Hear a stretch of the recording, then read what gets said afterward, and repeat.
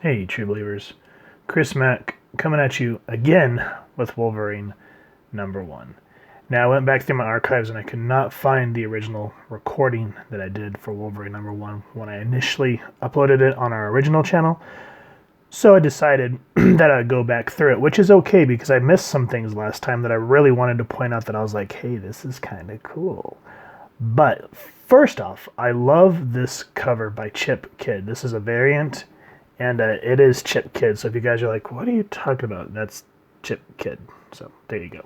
I just like that basic claw design. It really just helps. It reminds me, I think it is of Wolverine #50, where it looks like it says top secret and Wolverine's ripping through it, and then you open it up. So that's kind of cool. I appreciate that, because when you do that, you open it up here and it shows, Benjamin Percy, Adam Kubert, and Viktor Bogdanovic, which is really neat, and then Wolverine.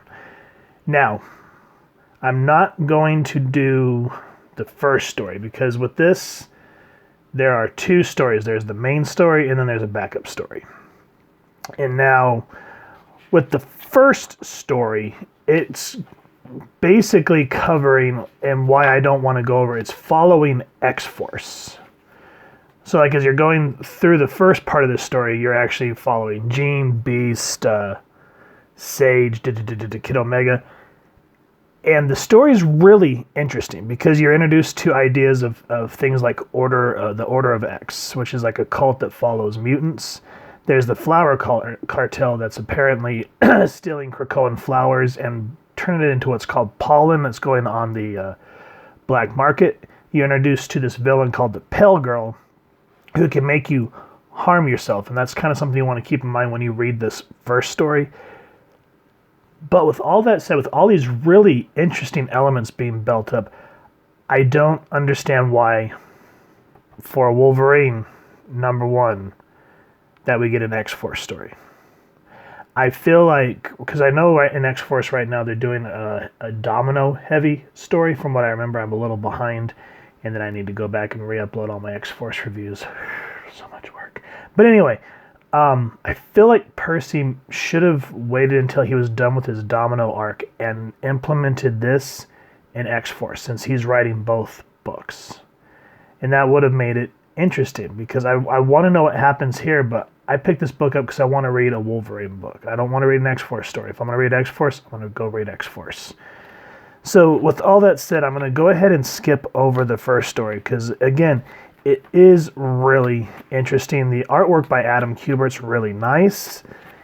And again, it is a very emotional, interesting story. But we're going to skip over it, and we're going to jump into the backstory, which is called Catacombs, and it's Benjamin Percy writing again. Viktor Bogdanovic doing the art. Matthew Wilson doing the coloring. VC's Corey Petit doing the lettering. Tom Mueller is the design. And as I just said, issue 1. Catacombs. And I feel like this should have been the only story we got, because it actually focuses on Logan. And what I like is this, he says that he's living here. And he's talking about how people see this as a safe haven, but he's always saying Krakoa is changing. And again, he says some people think of Krakoa as a safe haven. That's the kind of thinking that gets people killed. So, spoiler, I know the book's already been out for a while now, but X-Force #1, a strike team is able to penetrate Krakoa and they assassinate Professor X. And when we get back into that review, because I have to see if I still have that in my archive. If not, I'm going to have to re-record it. Anyway, I like that Wolverine doesn't really trust Krakoa. He says if you can't trust it, I'm going to treat it as a training ground. And because he's saying that, people who we thought were enemies were now neighbors with, and then were allies. So he's saying like Apocalypse is your neighbor, Magneto and Jean, teammates. And what I like here, but he says, as someone who's done terrible things and moved past them, I suppose I gotta trust the same as possible for everybody else. Which leads us into the return of Omega Red. Now, this guy, in terms of like characteristics, horrible person for what he's done. But still, you always have your favorite villains. He's always been one of my favorite villains. And now he's talking about, he says here, I understand that you are offering amnesty. And so Logan just wants to get rid of him. But Magneto stops him and says, "You are welcome here in the Krakoa." And Logan doesn't want to deal with it. He's saying, my job is to protect this place, meaning Krakoa. And I like how Magneto just calmly says, you're not being as keen as you say your senses are. Yes, Omega Red's covered in blood, but most of it's his own. And so Magneto throws him back through the Krakoan gate and says, "Tell me what kind of mess is waiting for us on the other side of this gate." And we open this trunk and, you see body parts, but they're not dead. And one says, "You're like him." And it passes out. And I like how Logan says, "No, I'm nothing like him." So it's, again, goes back to what Logan said, where he says, yes, believe people can change.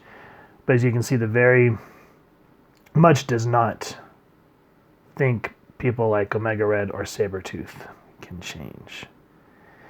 And so they go back. Logan reports what he found. And he still proceeds to say, this guy's different.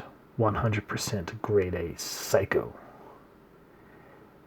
And again, Magneto's kind of saying, why don't you swing that judgmental pendulum back towards you? And he says, there are those who would say the same of us both.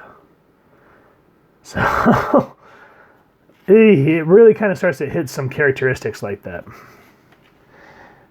So anyway, Omega Red tells Logan to go to Paris and goes to this place tells him to go to this place called the King Obelette. It's Oubliette. Oubliette.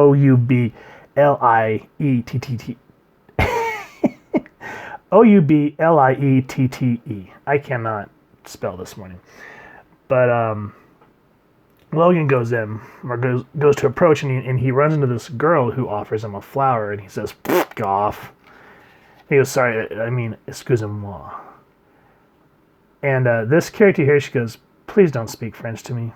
Your accent makes a beautiful language ugly." And so this character here, she gets to be important here in a minute. So I'm going to go ahead and kind of jump past some things here.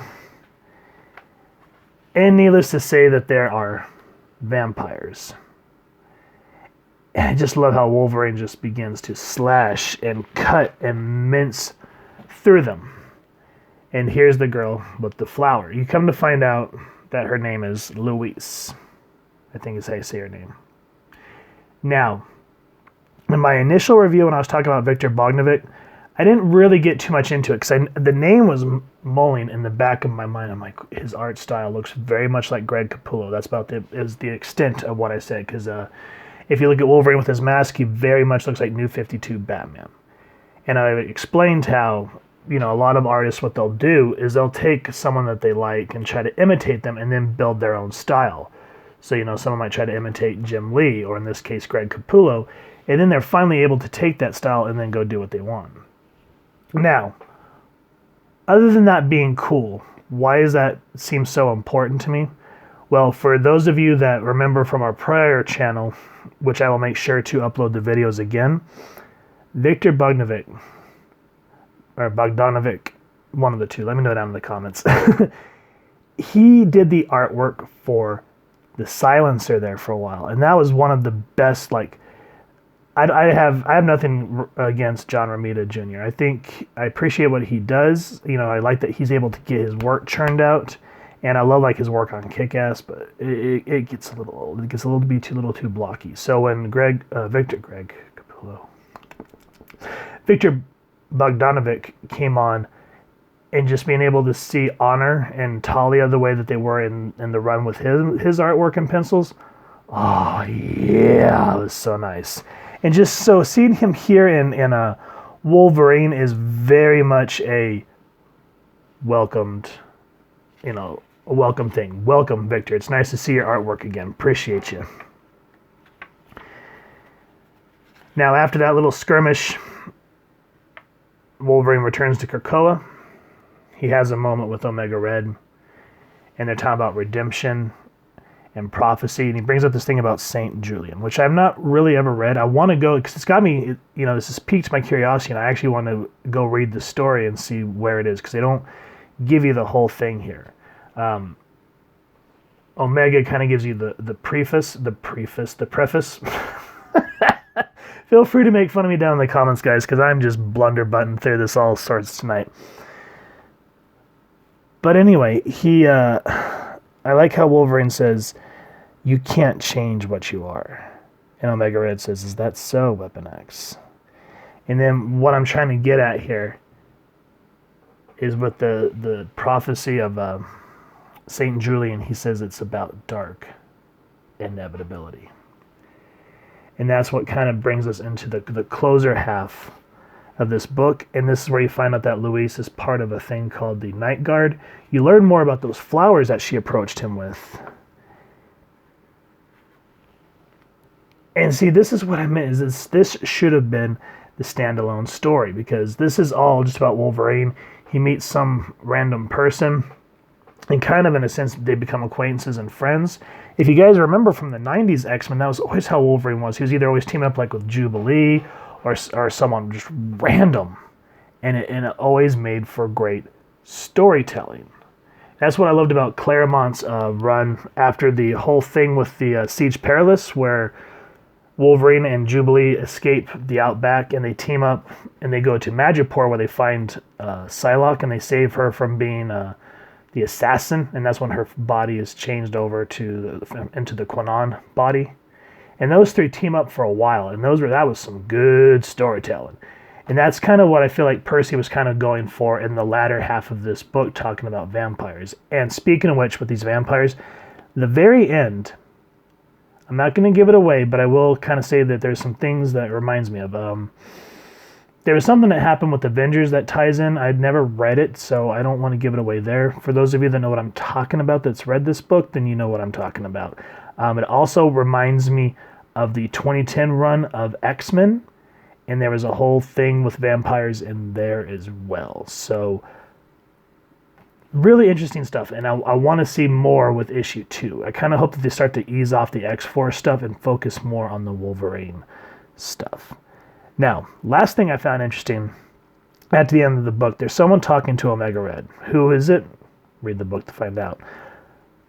But he says, you will no longer need to kill to live, because that's kind of what Omega Red's shtick is he's kind of like a vampire in that sense, that he has to kill things in order to stay alive. But this person says, but maybe that won't stop you from living to kill. So, what's going on? Definitely support your local comic shop and pick up a copy of this, guys. Right now, we're all kind of stuck in our house for health reasons. So you may not be able to get out. But what's cool is a lot of local comic shops are offering either curbside service or delivery or mail.